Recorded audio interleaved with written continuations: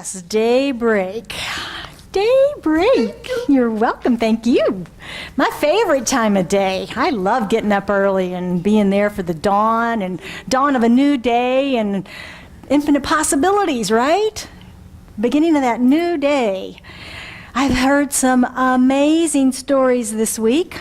Thank you all for sharing them with me. Most of them ended with unbelievable stories that went something like, I couldn't have scripted the end of this any better. I could not it was out of the blue. I didn't see it coming. I didn't expect that. We live in this energetic field of infinite possibilities. Did you know that? Do you know that we live in this field of infinite possibilities? Where really anything, there's a million different ways of how life can express through us. A million different ways. My favorite this week was, it's easy to see the good God is when I get out of the way.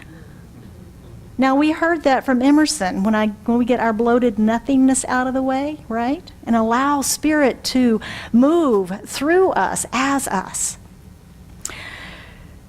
Today we're going to wrap up our series, Living the Science of Mind for Your Best Day Ever, with this talk, your past does not determine your future.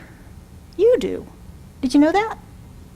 Your past does not determine your future. You do. Ernest Holmes wrote in the essay in Living the Science of Mind that he calls Principle and Precedent. And he explains this idea of daybreak, a new beginning, a fresh start, a new intention. Every morning we get up, we have that opportunity, don't we? To set a new intention for this day, who I want to be, how I want to express, what I want to have in this day.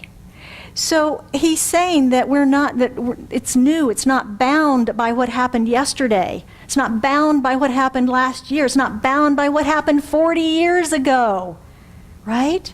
It's new, it's fresh, it's a new day. But there's this thing that runs in our world that is kind of like the collective unconscious, the subconscious. Ernest Holmes called it the race consciousness of the planet. And it's this idea of ways of being that we've all sort of collectively agreed is the way it is. Now, many of us in this room have been moving away from those ideas and changing our thinking, but some of that stuff's really deep, and some of it permeates pretty deeply to where we might have some of these beliefs. So I think in order for us to move into this transformative idea of principle, truth, universal truth, not being bound by precedent, anything that preceded it, it's all brand new, infinite possibilities, we might need to look at some of these ideas that are permeating the consciousness of our planet. And I've got a couple to share with you this morning. One, things like my good cannot come to me. I've never experienced that before. I'm just a country girl from Southwest Virginia. How could I ever experience something like that? It's never been in my experience before, so it can't possibly come to me. Another, it's too much to expect. It's too much to expect. I'm not worthy. I'm not good enough. It's too much. No, that's impossible. To have that relationship, that health, that prosperity, that's just too much. Another might be, there's not enough to go around. The pie is limited. There's just not enough. And we can either go to that idea of competition, I've got to get mine before everybody else does because there's not enough, or we just give up. Or we say things like, the rich care nothing for us except how we can line their coffers. That is a direct quote I downloaded from or took off of social media this week. A direct quote that just says, this is still alive and well out there, isn't it? It was a demonstration of the lack consciousness of the person that wrote and posted that. It was amazing. It was amazing. And the last one, God does not hear my prayers. And we feel abandoned. We feel separate. It's no use.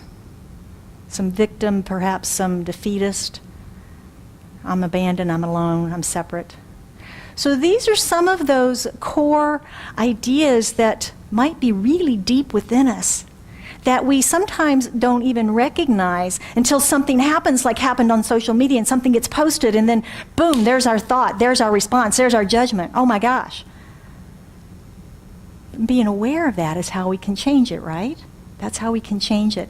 Ernest Holmes says in this essay, too often we turn over the possibilities of the individual life to the acceptance of this collective thinking.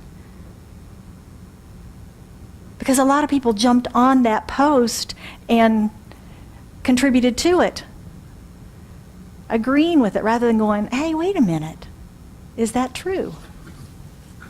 Carl Jung, who really wrote a lot about this, said the collective unconscious contains the whole spiritual heritage of mankind's evolution, born anew in the brain structure of every individual. That's a big statement, isn't it? It comes from way back. It comes from way back. It's just kind of how it is. It's just kind of how it is, unless we choose to change it. Holmes offers another way, of course, right? He always has a new perspective on things. He offers us another way. He says we can create new avenues in the mind, and we talk about this in as neural pathways, right? And he talked about this in 30 or probably 40s on this book. But he says we can create new avenues in the mind for a fresh approach and new outlook to spirit. In other words, we can change our thinking, change our life. One more way of saying that, right? So he gives us a few steps. He says, first, we need conviction. We need conviction. We need that deep knowing that we are dealing with an infinite power. We are dealing with this unlimited power. It's not bound by anything that's ever happened before. It is simply pure creativity, creating anew for the joy of creation. Second, we need to recognize that we have a VIP all-access pass to this power. Unlimited VIP all-access pass to this power to access it at any time we choose. The God presence is immediate and personal to each one of us. Personal to each one of us. And third is to move from just knowing that we have that access pass to actually identifying ourselves with and as this power. Moving it within, embodying that, and knowing we live in this energy field of infinite possibilities ever available to us for the multitude of ways that things can come through us that are unbelievable. With the idea being that we can convert unbelievable to amazing awe at the creativity of the divine through us. Just being in awe of life and how it shows up. It's not unbelievable. It's totally believable. It's totally believable because many of you have experienced this in your life, haven't you? Wow, out of the blue, didn't see that coming. What a great answer to that prayer. What an amazing thing that happened along the way. And finally, we consciously increase our expectation and deepen our realization through spiritual practice. Got it in again. Wow, every week. And that's from Holmes, right? That's from Holmes. That's not even me. But I did find a quote from Deepak Chopra. And Deepak says, meditation is one of the most valuable practices you can use to stay present and open to a reality that is not simply a replaying of past experiences. In meditation, you step out of repetitive thought loops into a state of expanded awareness. Into a state of expanded awareness. As you meditate regularly, you spontaneously let go of old conditioning and rigid thinking. Now, it's kind of an important practice, right? It's the way that we can get out of our old stuck stuff into expansion, into expanded possibilities. Because when we go into that still place, we go into the stillness, and we allow ourselves to reconnect with the divine source within us all. We allow our hearts to open. We begin to really believe in and experience this idea of infinite possibilities.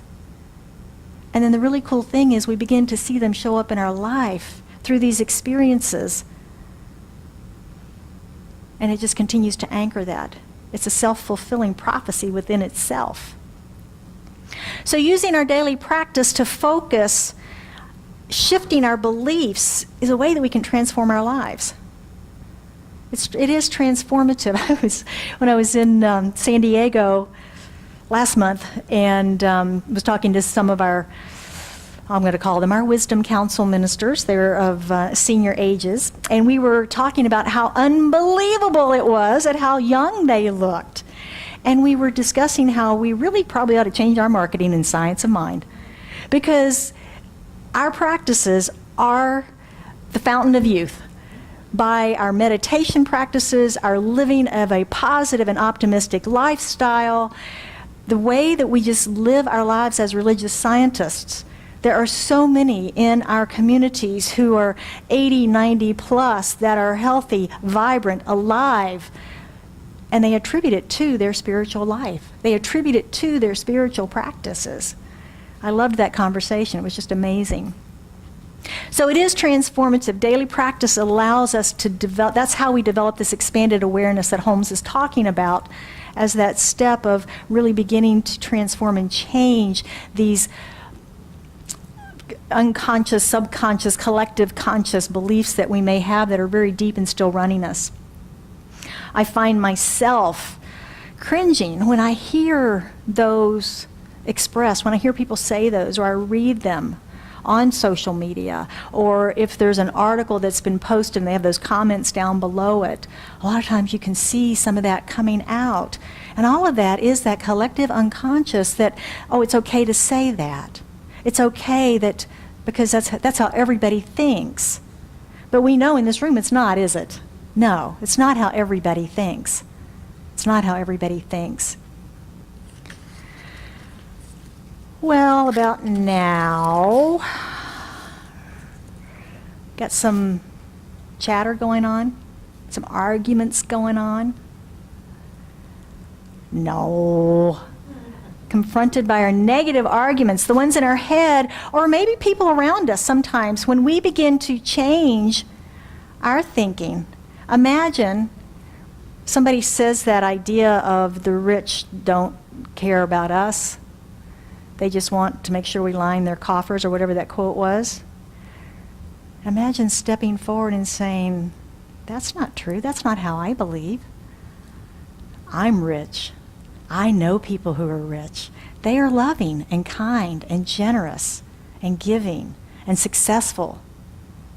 Whatever that story might be. But imagine stepping up and saying that. Are you going to get resistance? Are you going to get pushback? Maybe. Pollyanna? Absolutely. I wear it well. Yeah. But that's how we do it. That's how we do it. But that's also where these things called inner critic, self-sabotaging patterns, where we go back into those old habits that we've been trying to create.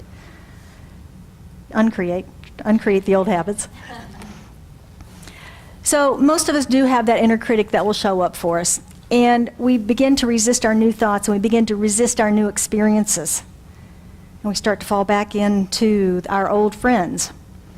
Comfort zone, fear, habit.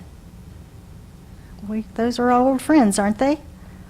We've broken through that comfort zone. We've got a new idea of life. We're moving towards a new expression. And then something happens and we start to back up right back into our comfort zone. Or we've got fear around making that transition to something new, because the new is unfamiliar, isn't it? It could be uncertain. What's the outcome is going to be? So we face that fear. But if we can recognize that it is fear. Oh, it's my old friend fear. Okay. What am I afraid of? What do I think is going to happen? What's really going on? What's the deeper emotion here? Or is it just habit? Remember last week in pulling from the drawers of past experience? Is this just a habit? That we are unconscious in that moment. We're drawing from the drawers of a past experience. Yeah. So this is a place where when we can be aware of what's happening, that we can step into a greater sense of adventure, of imagination. Imagine that. When you're facing fear, instead of falling into it and stepping back and going into that old habit or comfort zone, when you're facing that, if you went, this is going to be a great adventure, let's see what happens. And opening to that field of infinite possibilities and allowing spirit to have its way through, allowing that infinite possibility of a different way of experiencing life to come through you. Wow. Wow. There's a couple of questions we can ask. Take it into meditation when these things, these scary times come up. Is this really what I want? This different direction that I'm going? Or do I want to go back into my old patterns? And going back into my old patterns, is that really what I want? Or does it support my desire to be this new way that my conscious mind, right? Our conscious aware mind is saying, this is the direction I'm going, this is for me, this is the life I want to experience. But then we start sabotaging. So we have to ask, are these in alignment with each other? Or do I really need to focus on my conscious awareness more in setting the direction and the course of my life and the things that I want to experience and the way I want life expressing through me? Our Board of Trustees here has a process that we use. It's called the consensus process. You may have heard of it, where anytime we have a proposal for some sort of a new activity or something within our community, that the proposal is presented at the board. We discuss and have questions, and then before we vote, our vote is actually a 3-question process. And those 3 questions are, does this proposal fit or fulfill the vision for our center? Does it fit the vision for the center? The second is this motive pure? Is there an alternative reason other than the one that's presented? Is there something underneath that maybe is not in alignment with the vision? And the third question is, does it feel forced? Are we trying to put a square peg in a round hole just 'cause? Seems like the right thing to do, but it doesn't feel right? So those are the 3 questions that we consider at the board level of the operations, if you will, of this center. And those are really good value questions to ask ourselves in our own life, aren't they? Anytime we're faced with a decision, anytime we're faced with these hidden beliefs that are moving through us, first we need to know what our vision is for our life, though, don't we? Or our vision for this particular component of our life. If we're dealing with finance issues, we're dealing with money issues. What's the vision for my life of the expression of financial good in my life? What is my vision around that? And once we know that, then these questions are easy. Does what I'm currently doing fit my vision of what my finances look like in my life?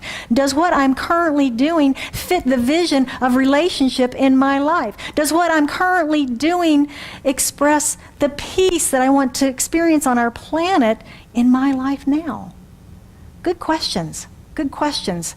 The second one, is the motive of my thinking or activity pure, or do I have some hidden thing operating in me? And this is where we go back to those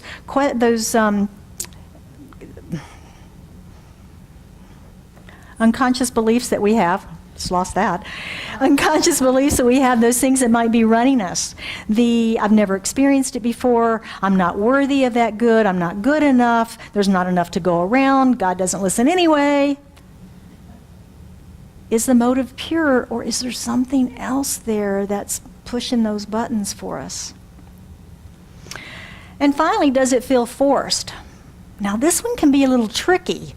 If we're trying to change our experience and our expression and move out of comfort zone and move out of fear and habit, it can definitely feel forced, can it? Scary. Oh my gosh. But what if we turn that around and turn that perspective around, and we say instead, am I trying to force or limit my expanded self back to that old comfort zone? back to that old habit? Is that where I'm forcing myself instead of allowing my expanded self to move in that direction of my dreams? So these are very good questions for us to ask ourselves as we are considering any decisions or changes within our own lives, as we're making, some of them are small, some of them are major changes that we make in our life on how we want to be, how we want to show up, how we want to do life. How we want to do life. Deepak Chopra says that when we want to step forward in a new direction, our mind has a natural tendency to look to the past and to try to find solutions based on what it already knows. Remember the drawers? All those past experiences that we've put back there that we draw from so we don't have to think much. Autopilot. I feel this way, so that must be the answer. That's what he's talking about here. We have a tendency to look to the past and try to find solutions based on what we already know. And we'll get the same answer in the experience we've already gotten, won't we? Didn't we say that's the definition of crazy? And we're not crazy, right? No, we're not crazy. Principle, universal truth, this field of infinite possibilities. It is not bound by anything that has come before it. It is not limited by anything. Only we limit it by our thinking, don't we? Oh, that's not possible. That's not possible. But then we hear these stories like I opened with, unbelievable, amazing. That wasn't on my radar to think about that at all. But what was on the radar was the feeling that they were seeking in the situation. The kindness, the care, the compassion, the joy, the advancement, the creativity, the promotion, whatever that was, is what drew that infinite possibility to them that is now an expression in their life. It's not bound by anything but our own thinking, our own limitations. Life is filled with amazing grace every single day. Every day is a new beginning for us to change our thinking, change our beliefs, and to create a new and better experience for ourselves, our families, our communities. Every day is a new day. New day. What was the name of that song? Daybreak. Daybreak. Every day is daybreak. We can start anew. And we can be, and we are, that change that we wish to see in the world. So I invite you to join me, just for a moment, to suspend your disbelief, your skepticism, and delve into this idea of universal mind and infinite possibilities. What if you just hung out there for a little bit? What if what I'm saying is true? I know you got your doubts. I get that. But what if it is true that we are surrounded by infinite possibilities and that God's more creative than we are? And that can show up through us when we anchor in what it is we want to experience and that feeling nature of it, and then allow Spirit to bring it in some form or fashion. A sense of adventure. What's going to show up today? How good is it going to be? Yes. Yes. So, knowing that we're surrounded and immersed in this energy, in this field, we let the divine mind of God have its way. It's always available to us for our every need, and we can apply these principles of the science of mind for your best day ever. Every day, right? Every day. So I want to wrap up this series, and look at how we might be able to apply some of this in our life this week. Number one, recognize that we are influenced by the collective unconscious, the thinking of all time. What? I am conscious and aware. I do my practices. I know what I'm thinking about. I control my thoughts, right? Most of the time, yes. Most of the time, yes. We do have that choice. But don't we see those things manifesting in our life that we go, what? Where did that come from? Where did that come from? The good news is that we can become aware and catch these thoughts, and we can change them. We can change them. And many of us in this room are walking demonstrations of this, because many of us in this room have changed our thinking over the years. We've changed our lives, and we continue to do so on a daily basis. So we know that this practice works for us. It doesn't happen overnight. It requires discipline. It requires a decision. It requires a decision to do it in the first place, and then the discipline to stay with it and not fall back into comfort zone, fear, and habit. Discipline, decision. Number 2, daily spiritual practice. You know it's always in there, right? Supporting our expanded awareness of the goodness that God is, and that we are surrounded by this energy field of infinite possibilities. Zig Ziglar, my buddy, my fave. People say motivation doesn't last. Well, neither does bathing. That's why we recommend it every day. Right? And there's a study out about school children. They've done a study where if the children are taught new material on Monday, and they do nothing with it, and they come back in on Tuesday, they have forgotten 50 to 80% of the new material. That's huge. 50 to 80% of it forgotten because they didn't use it. That's why we have homework, right? So you can certainly do your spiritual practice once a week, once a month, once a year, whatever works. But it's going to take longer for your awareness to expand and the transformation to occur. Because of this. It happens in adults too, doesn't it? It's not just with children. It happens with adults too. So your homework is spiritual practice. Find something that works for you. Take a moment to reconnect with yourself, with the divine, and open that expansion of awareness into the infinite possibilities of life through you, with a sense of adventure and imagination, a sense of joy and expectancy. And number 3, catch the negative arguments for your old mental patterns. We've got to be aware to do that, don't we? Because, man, they come up quick, they come up fast, and we can jump right into them really hard sometimes. Ask those check-in questions. Does this fit the vision of my life? Is the motive pure? Am I limiting my expanding self here? Is that what this activity is doing? Am I limiting my expanding self? Retracting instead. This is where we can sabotage ourselves, fall back into that comfort zone, fear, and habit. If we're unaware of those negative arguments when they come up. But if we're aware, oh, there's that critic. Now what do you have to say to me today? Oh, now you know that's not true. Right? We have a conversation. We have a conversation and we anchor ourselves back in our truth of, no, this is my expanded consciousness. This is my expanded awareness. This is who I be. Thank you for your opinion, but I choose to not take it today. And be gentle. Be gentle with yourself. An example of how we might catch this, give you another little practice here and a little tool. Pick an area of your life that maybe doesn't work the way you want it to.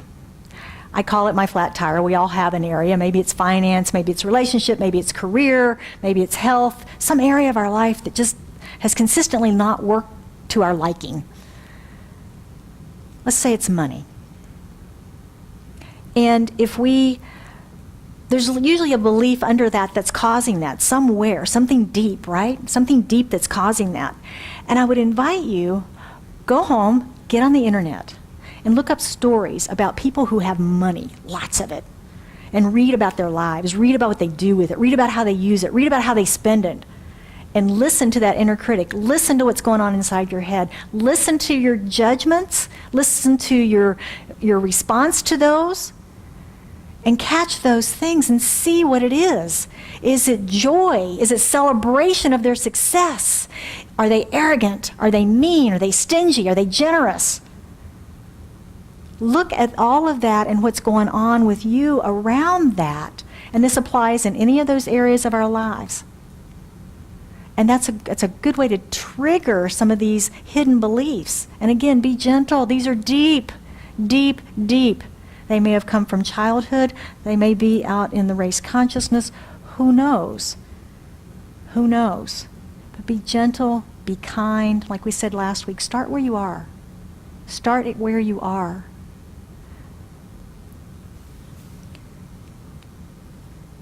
The beauty of our teaching is that we can use these principles of the science of mind to create this experience of our best day ever. And our past does not dictate our future. Again, we do. We have that choice. We have that privilege. We have that privilege to do that.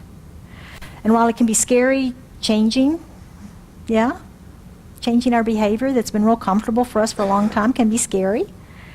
Doing this inner work of changing beliefs and letting go of our old friends of comfort, fear, and habit, gosh, the resulting life that we can experience of joy, of harmony, of love, it's well worth it. It's well worth it. So I want to close this morning with a quote from Eckhart Tolle. And he says, when you become comfortable with uncertainty, infinite possibilities open in your life. So can you be comfortable with the uncertainty of not knowing what's going to happen because you're not responding from habit, but open to creativity, to infinite possibilities, to adventure, to imagination? My advice is, let's go for it. What have we got to lose? What have we got to lose? So I'd like to anchor this in prayer this morning, if you would join me as we move into our affirmative prayer. As we go within, we recognize that there is one life. That life is God, and that life is our life now. For there is only one life, one mind, one love, and that is the Spirit, the divine presence, this field of energy that is infinite possibilities, that is all around, in, through, and as all of us, ever available to us with that all-access pass that we all have. God. Expression, form, creativity, harmony. And all of that is here now, in, through, and as me, as it is in, through, and as each of us in this room, knowing that we are that full expression of the divine. We are that creativity, that love, that joy, and that expression of life through us and as us. So from this knowingness, I speak my word for and about each and every one that is in this room, knowing, claiming, and accepting the full manifestation of life through us, the magnificence of God through each one of us this day as we open our awareness and allow that expansion of spirit through us for more joy, more love, more peace, more harmony, more success, more prosperity in all areas. And we are in that expectant, receptive place, knowing that infinite possibilities are available to us all. And I also speak my word this day for all of those affected by the hurricane in southeast Texas and along the coast. As we hold each one in prayer and in light, knowing love, knowing that each first responder, each person that is there providing service and care, not only the professionals doing it, but the individuals that are reaching out neighbor to neighbor and connecting with open hearts and hands and love and supporting each other. We know that God is in this too, in the infinite expression. And we just hold them in the light and the knowingness and safety and dryness and care and compassion. So it is with gratitude that I accept the manifestation of this prayer. For those of us in this room, for those of us that have friends and family, and for everyone that is in that area. and throughout our planet, for peace, for harmony, for the expansion of consciousness of each and every one of us. We are the change we wish to see. So I place this lovingly into the activity of law, knowing that it is done, it is made manifest. For the word spoken is the word made manifest. It's already done in the mind of God, and we simply await its full and magnificent expression through and as us. Now we know not how, but we know that there are infinite possibilities for how it can happen, and we open with great joy and expectancy and receptivity to that truth this day. And so it is.